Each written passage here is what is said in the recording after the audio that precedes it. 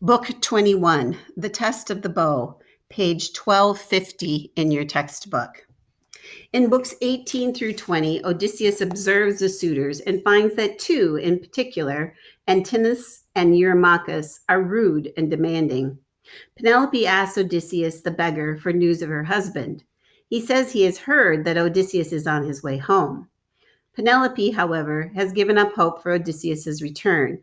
She proposes an archery contest to the suitors, with marriage to her as the prize. She enters the storeroom and takes down the heavy bow that Odysseus left behind. Now the queen reached the storeroom door and halted. Here was an oaken sill, cut long ago and sanded clean and bedded true. Four square the door jambs, and the shining doors were set by the careful builder. Penelope untied the strap around the curving handle, pushed her hook into the slit, aimed at the bolts inside, and shot them back. Then came a rasping sound as those bright doors the key had sprung gave way, a bellow like a bull's vaunt in a meadow, followed by her light footfall entering over the plank floor. Herb-scented robes lay there in chests, but the lady's milk-white arms went to lift the bow down from a peg in its own polished bow case. Now Penelope sank down, holding the weapon on her knees, and drew her husband's great bow out and sobbed and bit her lip and let the salt tears flow. Then back she went to face the crowded hall, tremendous bow in hand, and on her shoulder hung a quiver spiked with coughing death. Behind her, maids bore a basket full of axe heads, bronze and iron implements for the master's game.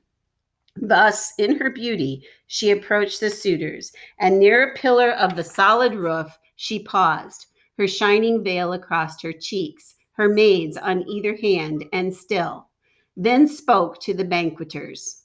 My lords, hear me. Suitors indeed, you commandeered this house to feast and drink in day and night, my husband being long gone, long out of mind. You found no justification for yourselves, none except your lust to marry me. Stand up then.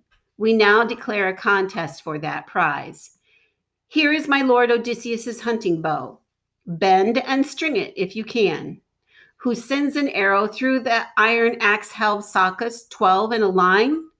I join my life with his and leave this place, my home, my rich and beautiful bridal house, forever to be remembered, though I dream it only.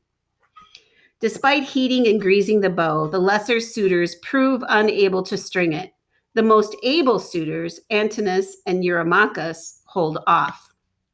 While the suitors are busy with the bow, Odysseus, still disguised as an old beggar, goes on to enlist the aid of two of his trusted servants, Eumaeus, the swineherd, and Philoctetes, the cowherd. Two men had meanwhile left the hall, swineherd and cowherd, in companionship, one downcast as the other. But Odysseus followed them outdoors, outside the court, and coming up, said gently, You, herdsman, and you too, swineherd, I could say a thing to you, or should I keep it in the dark? No, speak, my heart tells me. Would you be men enough to stand by Odysseus if he came back? Suppose he dropped out of a clear sky, as I did. Suppose some god should bring him. Would you bear arms for him, or for the suitors? The cowherd said, let the master come. Father Zeus, grant our old wish. Some courier guide him back. Then judge what stuff is in me and how I manage arms. Likewise, Eumaeus fell to praying all heaven for his return, so that Odysseus, sure at least of these, told them, I am at home, for I am he. I bore adversities, but in the 20th year I am ashore in my own land. I find the two of you, alone among my people, longed for my coming. Prayers I never heard, except your own, that I might come again. So now, what is in store for you, I'll tell you. If Zeus brings down the suitor by my hand, I promise marriages to both, and cattle, and houses built near mine, and you shall be brothers in arm of my Telemachus. Here, let me show you something else, a sign that I am he, that you can trust me. Look, this old scar from the tusk wound I got boar hunting on Parnassus. Shifting his rags, he bared the long gash. Both men looked and knew, and threw their arms around the old soldier, weeping, kissing his head and shoulders. He, as well, took each man's head in hands to kiss, then said, to cut it short, else they might weep till dark, "Break off, no more of this. Anyone at the door could see and tell them. Drift back in, but separately, at intervals after me. Now listen to your orders. When the time comes, those gentlemen, to a man, will be dead against giving me a bow or quiver. Defy them, Eumaeus. Bring the bow and put it in my hands there at the door. Tell the women to lock their own door tight. Tell them if someone hears the shock of arms or groans of men in hall or court, not one must show her face, but still keep at her weaving. Philodius, run to the outer gate and lock it. Throw the crossbar and lash it." Odysseus the beggar asked the suitors if he might try the bow. Worried that the old man may show them up, they refuse. But Penelope urges them to let Odysseus try. At Telemachus's request, Penelope leaves the men to settle the question of the bow among themselves. 2 trusted servants lock the doors of the room, and Telemachus orders the bow be given to Odysseus. And Odysseus took his time, turning the bow, tapping it every inch for boring and termites that might have made while the master of the weapon was abroad. The suitors were now watching him, and some jested among themselves. "A bow dealer in old bows. Maybe he has one like it at home, or has an itch to make one for himself. See how he handles it, the sly old buzzard." And one disdainful suitor added this, "May his fortune grow an inch for every inch he bends it." But the man skilled in all ways of contending, satisfied by the great bow's look and heft, like a musician, like a harper, when with quiet hand upon his instrument he draws between his thumb and forefinger a sweet new string upon a peg.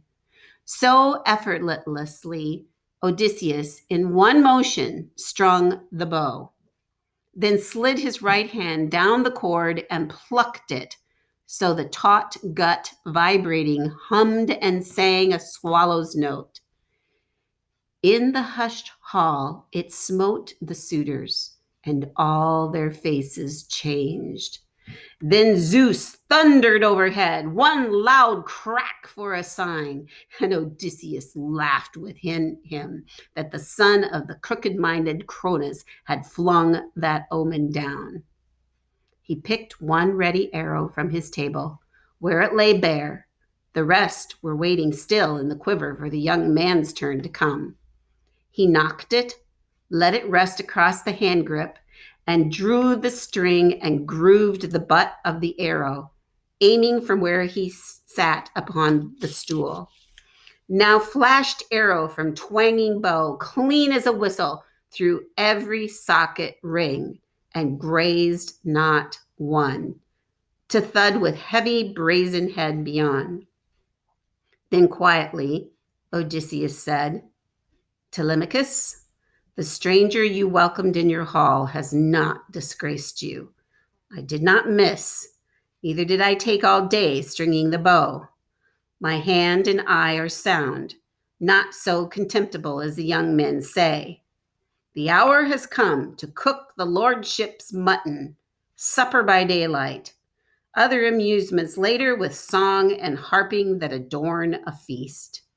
He dropped his eyes and nodded, and the Prince Telemachus, true son of King Odysseus, belted his sword on, clapped hand to his spear, and with a clink and glitter of keen bronze stood by his chair in the forefront near his father.